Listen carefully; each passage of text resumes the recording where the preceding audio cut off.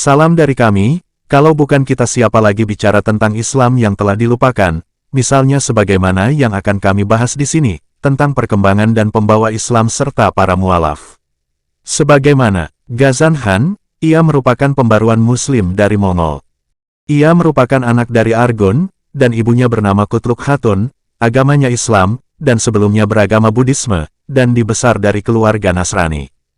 Mahmud Ghazan adalah penguasa ketujuh divisi Ilkhanat Kekaisaran Mongol di Iran mulai dari tahun 1295 sampai 1304. Dia adalah putra Argun dan Kutluk Khatun, melanjutkan deretan panjang para penguasa yang merupakan keturunan langsung Genghis Khan.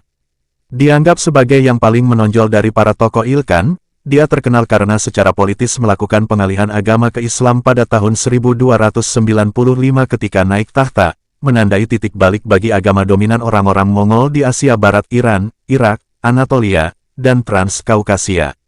Istri utamanya adalah Kokochin, seorang putri Mongol awalnya bertunangan dengan ayah Ghazan, Argun sebelum kematiannya yang dikirim oleh khagannya, Kublai Khan.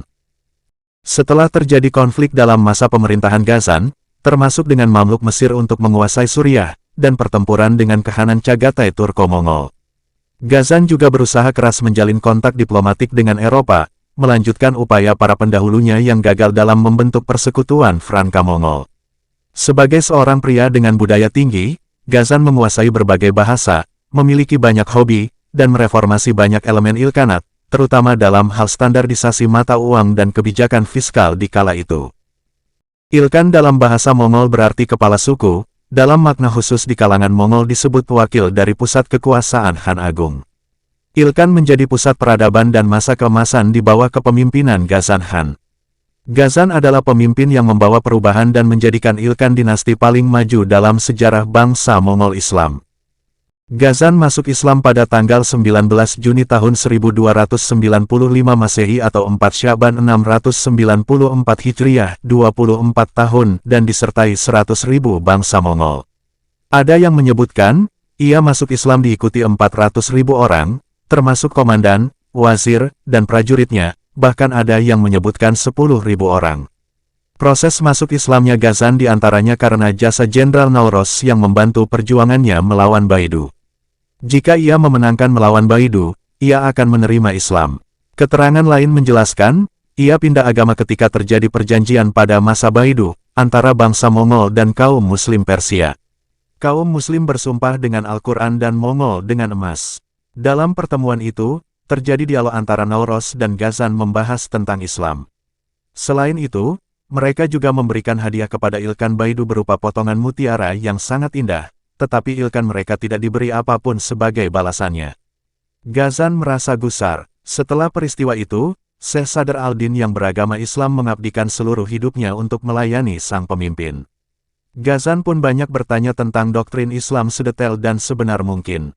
Sehingga awal November tahun 1295 Ghazan menambah namanya menjadi Mahmud Ghazan Khan. Ghazan naik tahta pada tanggal 3 November tahun 1295 dan berusia 24 tahun. Saat Ghazan naik tahta, kas negara kosong. Harta yang diperoleh berlimpah hasil penaklukan Baghdad dicuri oleh penjaga, dan digunakan semena-mena sebelum Ghazan sejak Abaga sampai Argun, bahkan sampai saat Ghazan naik tahta. Selama Ghazan memerintah, ada beberapa pembaruan yang dilakukan sehingga membawa Ilkhan menjadi The Golden Age of Islam post-Baghdad. Masuknya Ghazan ke Islam menandai perubahan yang sangat fundamental dalam proses Islamisasi yang membuat Ilkhan selanjutnya menjadi dinasti independen dan kembali memperoleh posisi terhormat atas agama lain. Ghazan menetapkan Islam sebagai agama resmi negara dan menyebut dirinya ruler by the grace of God, Sultan berkat rahmat ilahi. Pada masa Ghazan, motif dan gaya Mongol telah berubah secara signifikan. Meskipun ia penerus pemimpin Mongol, tetapi ia tidak menggunakan kebijakan yang keras. Untuk membantu para petani kecil yang tidak mampu membeli benih untuk kebun dan makanan untuk ternaknya, Ghazan mewajibkan semua gubernur dan pemungut pajak menyisihkan uang pajaknya dengan jumlah tertentu. Uang itu untuk pembelian semua binatang yang digunakan tenaga, benih, dan keperluan pertanian lainnya dalam bukti dokumen. Seluruh provinsi terdapat daftar semua binatang yang dipakai, dan memperkuat perkebunan. Ghazan juga mengenalkan metode baru dengan menyusun rumah-rumah penyimpanan kekayaan negara yang dijaga ketat, dan buku khusus penjaga yaitu buku khusus tentang keperluan uang negara. Ghazan adalah seorang pelindung ilmu pengetahuan dan sastra. Ia menyukai arsitektur dan ilmu pengetahuan alam, seperti astronomi, kimia, dan mineralogi. Ia membangun perguruan tinggi untuk mazhab Syafi'i dan Hanafi, serta mendirikan perpustakaan dan observatorium. Ghazan juga memunculkan koin yang bertuliskan nama Allah di satu sisi dan Muhammad di sisi satunya, yang sebelumnya menggunakan nama Hakan, Raja Agung. Sedangkan kalender yang saat ini masih dikenang berkat jasanya adalah kalender Ilkan dengan mengubah dasar perhitungan kalender dari Syamsiyah ke Qomariyah, dan mengkombinasikan antara bahasa Mongol dengan nama hari dan bulan dari kalender Hijriyah yang diciptakan Sayyidina Umar ibnu Khattab.